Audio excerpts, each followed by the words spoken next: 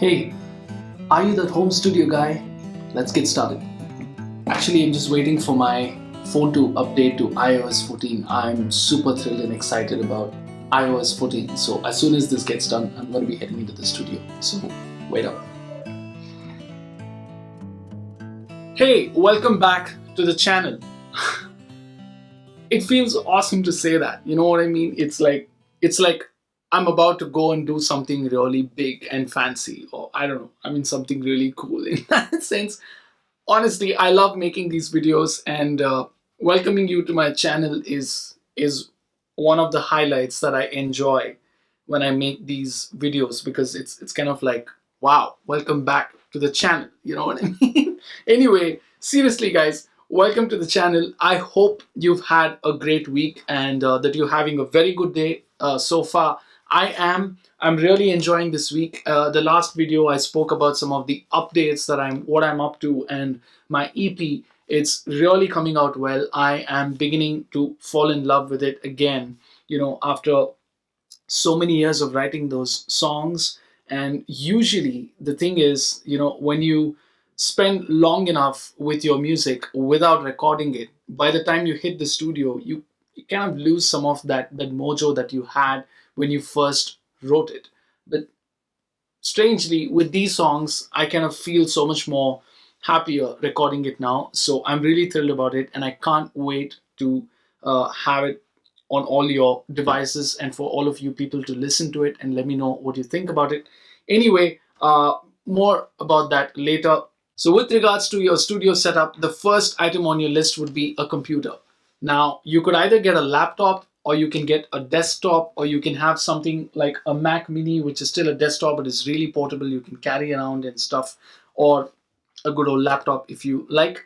I personally lean towards a Mac because I have kind of gotten used to using Mac for a while now, and it's really hard for me to go back to a Windows machine. I fell in love with a Mac after using it for 5 days. 5 days I used a Mac, and I used to be a Windows user until then. And since then, I've not gone back to Windows. I came back after that project where I got to work on a Mac system, and then I saved up and picked up my first Mac. And since then, I have stuck to a Mac. So that's just me. I leave the option to you whether you want to choose a Windows machine or a Mac. The second thing on the list would be a software. You need a software if you want to be able to record your music, you want to edit your music, and you want to mix your music or master your music or do any of all of those things. Then you need some kind of a platform, which happens to be a software that you install on your computer. And that could be either a free software or a paid version. And for this series, I'm going to be focusing on free software, because if you're just starting off, then I ideally don't want you to break your bank as much. So we're going to save as much as we can until we learn and really feel the need to upgrade and get a professional software which can do more tasks than what you actually require. Okay, so the next one on the list would be an audio interface. Now, if you're a musician, you definitely know you have these quarter-inch jacks or an XLR cable which cannot be connected to a computer because there are no ports on a system which can take those kind of connectors. So for that, we need an audio interface. And for this video series, I am super thrilled to be using my friend's Focusrite Scarlett 2i2. This is an incredible interface. I love this interface, and it's beautifully simple and very easy to use, and also extremely affordable. Thanks to my friend Skanda, who lent his interface to me, and I could have definitely used my Universal Audio Apollos to do this, but I felt it would be a little kind of intimidating to watch it and feel like, oh yeah, he's got such a big interface and it's kind of more expensive than this. But so didn't want it to be a discouraging factor, so I thought, let me use something really basic and show you how you can record and use something as simple as this to get incredible results in your home studio setup. The next item on the list would be a microphone. You definitely need a mic if you want to be able to record your vocals, or you want to record some kind of an instrument, either an acoustic guitar or a percussion or something of that sort. So I'm going to be talking about the different types of microphones and which one might be a good fit if you're just starting off.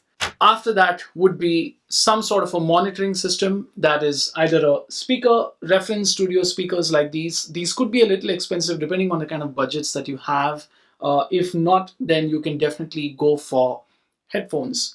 Do not underestimate the power of using a headphone, because you can get a lot of things done even by using headphones if you just learn how to use it in a way that kind of helps you or benefits your situation. So definitely highly usable, and not to mention so much more mobile and easy to carry around. I mean, you can carry your setup. I mean, imagine if you just have a laptop, you have an audio interface, you have a headphone and maybe a tiny little microphone, and also cables and accessories and stuff that you require to be able to hook up all these things.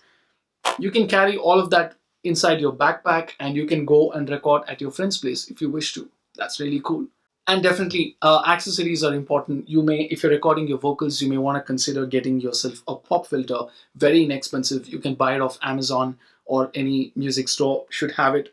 And cables, definitely. You want to have a couple of really good cables, high quality cables, and also a microphone stand if you wish to connect your microphone. And because you don't want to be holding it in your hand, it's going to make all of that noise. So try and get yourself a microphone stand. The next thing on the list would be a MIDI controller. So if you wish to use virtual instruments, meaning fake instruments that are not around you, or instrumentalists who are not around you to be able to play those instruments live, then you're going to be adding those things using a software instrument, which is what is called as a virtual instrument. I'm going to be talking about it more so later in the video series. Then you would benefit from having a MIDI controller to trigger those sounds. However, even if you don't have one right now, I don't want you to break your head about it, because you can very much use the QWERTY keys or the inbuilt keyboard on your computer to do a lot of your triggering work. And I'm going to be showing you all of that later in this video series. I hope this video was kind of helpful for you to understand what you actually need and what you don't want. I mean, here's something that I always follow, right? Do you need this or do you want this? This is a question that I always ask myself. If you need it, that means it's kind of essential, meaning you need an audio interface to be able to start recording your instrument and microphone signals. Without that, you can't connect it. But what would be a want would be maybe this. It's a great interface. I love it. My studio needs it because I want to be able to record that many number of channels and drums and bass and guitars, and maybe sometimes I end up doing drums and bass at the same time. So I need it.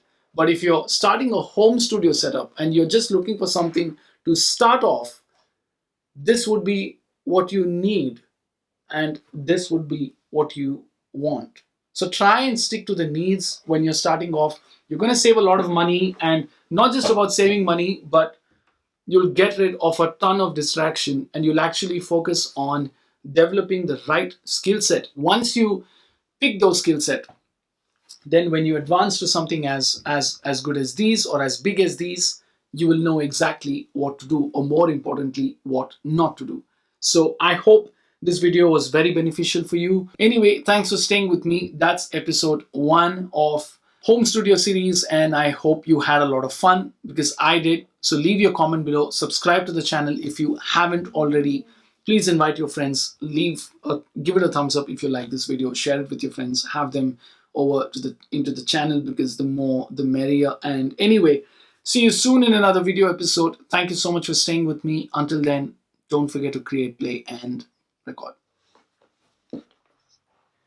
Hey, wait, I forgot a very important part that you need if you have a home studio setup. Without this, your studio doesn't necessarily work. You need Batman. You need a super cool looking Batman if you want your studio to be a success story. So don't forget Batman.